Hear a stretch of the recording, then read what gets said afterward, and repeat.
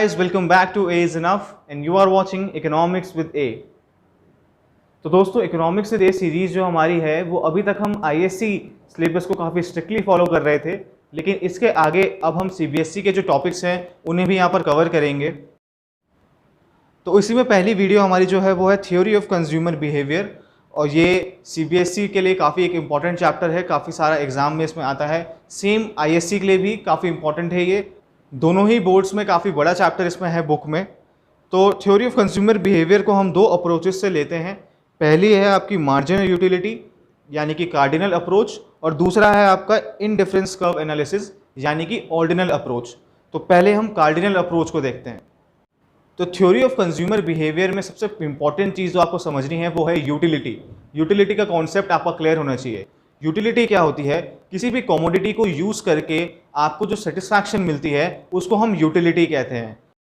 अब अगर हम कार्डिनल यूटिलिटी एनालिसिस करें तो उसमें हम एज्यूम करते हैं जो यूटिलिटी यानी कि जो सेटिस्फैक्शन आपको मिली है उसको आप मेज़र कर सकते हो न्यूमेरिक टर्म्स में, और दूसरी तरफ जो ऑर्डिनल यूटिलिटी एनालिसिस होता है उसमें हम यूटिलिटी को मेज़र नहीं कर सकते, यानी कि जो सेटिस्फैक्शन है उसको मेज़र नहीं कर सकते हैं।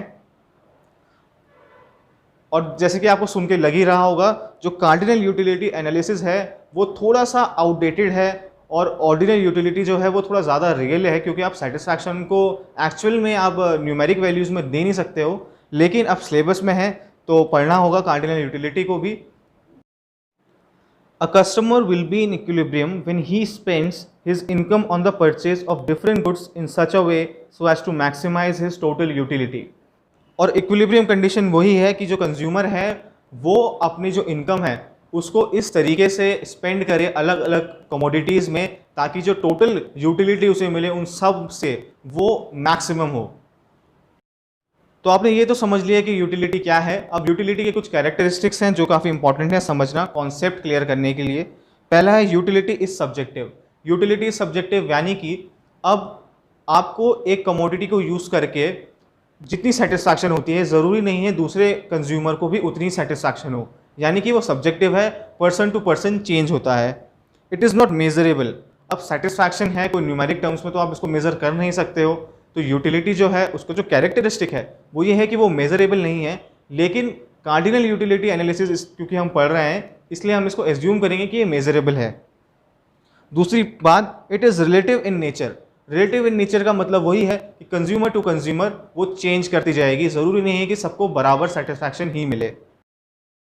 और फोर्थ है, it is different from usefulness. ये काफ़ी इंपॉर्टेंट है क्योंकि इंग्लिश में जो हम यूटिलिटी वर्ड यूज़ करते हैं वो ज़्यादातर यूज़फुलनेस के सिनोनिम की तरह ही यूज़ करते हैं, लेकिन अगर हम इकोनॉमिक्स की लैंग्वेज में बोलें तो यूटिलिटी सेटिस्फैक्शन है, यूज़फुलनेस नहीं है।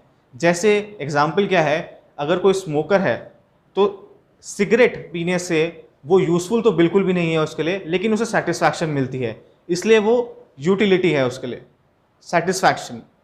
तो दोस्तों अब मैं चाहूँगा कि आप इस टेबल को पढ़ें और एक पैटर्न ढूंढने की कोशिश करें इसमें। देखिए, यूनिट ऑफ मैंगोज़ पहले कॉलम में है आपको, यानी कि कितने मैंगोज़ आपने कंज्यूम करे। दूसरे कॉलम में आपको मिल रहा है टोटल यूटिलिटी, यानी कि आपने 6 मैंगोज़ अगर कंज्यूम करे हैं तो कितनी टोटल यूटिलिटी आपको मिली है वो आपको इस कॉलम में दिख रहा है। थर्ड कॉलम में आपको मिल रहा है मार्जिनल यूटिलिटी। मार्जिनल का मतलब ये होता है एडिशनल यूनिट। एडिशनल यूनिट से क्या चेंज आया है उसको हम मार्जिनल कहते हैं। तो मार्जिनल यूटिलिटी क्या हुई कि एक एडिशनल यूनिट को कंज्यूम करने से क्या चेंज आया है हमारी टोटल यूटिलिटी में, उसको मार्जिनल यूटिलिटी में देखते हैं। तो अगर आप नोटिस करो तो टोटल यूटिलिटी क्या है कि पहले 0 है, फिर 10, 17, 21, 22 और फिर 19, यानी कि ये इंक्रीज कर रही है और एक पॉइंट के बाद वो डिक्रीज कर रही है। इसको आप नॉर्मल एग्जांपल से देखो तो अगर आप एक आम खाते हो तो आपको सेटिस्फैक्शन मिलेगा, आप दूसरा खाओगे आपको थोड़ा ज़्यादा सेटिस्फैक्शन मिलेगा, लेकिन आपकी एक लिमिट है।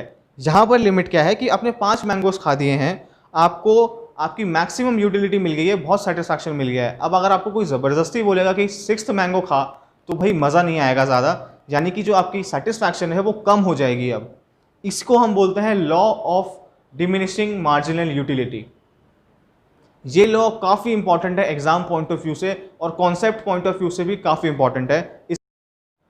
The law states that as the amount consumed of a commodity increases, other things being equal, the utility derived by the consumer from additional units goes on decreasing. यहाँ पे थोड़ा टेक्सटिंग की problem हो गई है, sorry for that. तो law of diminishing marginal utility वो बताता है जो हमने अभी टेबल में देखा. उसमें क्या था कि जैसे जैसे आप ज़्यादा मैंगोज़ को कंज्यूम कर रहे थे, जो आपकी मार्जिनल यूटिलिटी थी वो पहले तो इंक्रीज़ कर रही थी, लेकिन एक पॉइंट के बाद वो डिक्रीज़ कर रही थी. Same with total utility also. अब सारे लॉज के एजम्पशन ज़रूर होते हैं, और जैसे मैंने आपको पहले भी बोला है, एजम्पशंस याद करना बहुत इंपॉर्टेंट है. बिना एजम्पशन के जो लॉ होता है वो इनकम्प्लीट माना जाता है. तो एजम्पशन इसमें क्या है, all the unit must be identical. यानी कि अगर हम मैंगोज़ को पिछले एग्जाम्पल की तरह कंसिडर कर रहे हैं तो जितने भी सारे मैंगोज़ हैं सब के सब आइडेंटिकल होने चाहिए, कोई बड़ा या छोटा नहीं होना चाहिए, नहीं तो सेटिस्फैक्शन जो मिला है उसमें चेंज आ सकता है. There should be continuity in consumption. ये काफ़ी ज़्यादा रियल है, काफ़ी आपने देखा भी होगा कई बार. अब अगर आप 3 आम एक बारी में खा लेते हो तो आपको सेटिस्फैक्शन मिली, आपकी मैक्सिमम सेटिस्फैक्शन हो गई. उसके बाद अगर आपको उसी टाइम 4th दे दिया जाए ज़बरदस्ती तो ऑब्वियसली सेटिस्फैक्शन कम हो जाएगी. लेकिन अगर वो 4th आपको 1-2 घंटे बाद दिया जाए तो क्या ऐसा हो सकता है कि आपकी जो यूटिलिटी है वो और बढ़ जाए, क्योंकि अब टाइम काफ़ी मिल गया आपको. तो लॉ ऑफ डिमिनिशिंग मार्जिनलिटी तभी होल्ड करेगा अगर कंजप्शन में बिल्कुल कंटिन्यूअस है वो, यानी कि एक के बाद एक के बाद एक हो रहा है, तभी आपकी जो टोटल यूटिलिटी है तभी वो डिक्रीज करेगी. थर्ड है, there should be no change in price of substitute goods. Substitute goods की प्राइस में अगर चेंज आया तो ऐसा हो सकता है कि आपको लगे कि यार ये क्यों खा लिया, सब्सटीट्यूट गुड्स खा लेते. तो यानी कि अभी आपकी लिमिट नहीं हुई है उस चीज़ की कंप्लीट, लेकिन आपकी जो यूटिलिटी है, जो सेटिस्फैक्शन है वो कम हो गया, क्योंकि आपके दिमाग में चल रहा है कि भाई सब्सटीट्यूट गुड्स की प्राइस तो कम हो गई, वो खा लेते इससे बढ़िया. फोर्थ चीज़ है, marginal utility of money is assume to be constant. तो मार्जिनल यूटिलिटी ऑफ मनी का मतलब क्या हो गया कि आपके पास 100 रुपये आते हैं, आपको सेटिस्फैक्शन मिलती है, आपको के पास फिर से 100 रुपये आ जाए आपको उतनी ही सेटिस्फैक्शन मिलेगी, और ये हमेशा रहेगा. मनी में तो ऐसा एग्जाम्पल है जहाँ पर ये जो लॉ है वो होल्ड करता ही नहीं. आपको जितना मिलेगा आपको उतनी ही ज़्यादा सेटिस्फैक्शन होगी, ऐसा तो हो ही नहीं सकता कि आपकी सेटिस्फैक्शन कम होगी. अब हम law of diminishing marginal utility का एक्सप्लेनेशन समझते हैं. पहला एक्सप्लेनेशन तो यही है, an individual desire for a particular commodity is satiable. यानी कि अगर आपको भूख लगी है, आपने आम खाया, तो एक लिमिट है आपकी कि आपकी भूख खत्म हो जाएगी. उसके बाद अगर आप खाते रहोगे तो सेटिस्फैक्शन आपकी कम होनी ही है. फर्स्ट रीजन तो काफ़ी क्लियर है. Second explanation is, if there are many uses of a commodity the most urgent requirement will be fulfilled first. इसको हम इलेक्ट्रिसिटी के एग्जाम्पल से देखते हैं. अगर इलेक्ट्रिसिटी की शॉर्टेज चल रही है, आपको पता है कि लाइट जा सकती है कभी भी, तो हम लोग जो सबसे इंपॉर्टेंट रिक्वायरमेंट है उसे पहले कंप्लीट करेंगे. जैसे लाइटिंग के लिए हम उसे यूज़ करेंगे या फैन के लिए यूज़ करेंगे. अब अगर इलेक्ट्रिसिटी की सप्लाई बढ़ जाती है तो क्या होगा, अभी फैन से काम चल रहा था, फिर आप एसी खोल दोगे अगर इलेक्ट्रिसिटी की सप्लाई ज़्यादा होगी. इसका मतलब क्या है कि जैसे आप इलेक्ट्रिसिटी का कंजप्शन बढ़ाओगे वैसे ही जो कम अर्जेंट काम है आप उन्हें भी कंप्लीट करोगे, यानी कि आपकी जो मार्जिनल यूटिलिटी है वो डिक्रीज करेगी.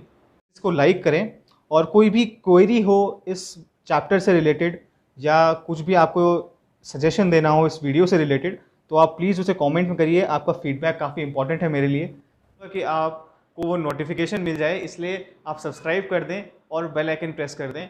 बाकी लाइक, कमेंट और शेयर तो मैंडेटरी है, वो तो मैं हमेशा ही बोलता हूँ, कर देना प्लीज़.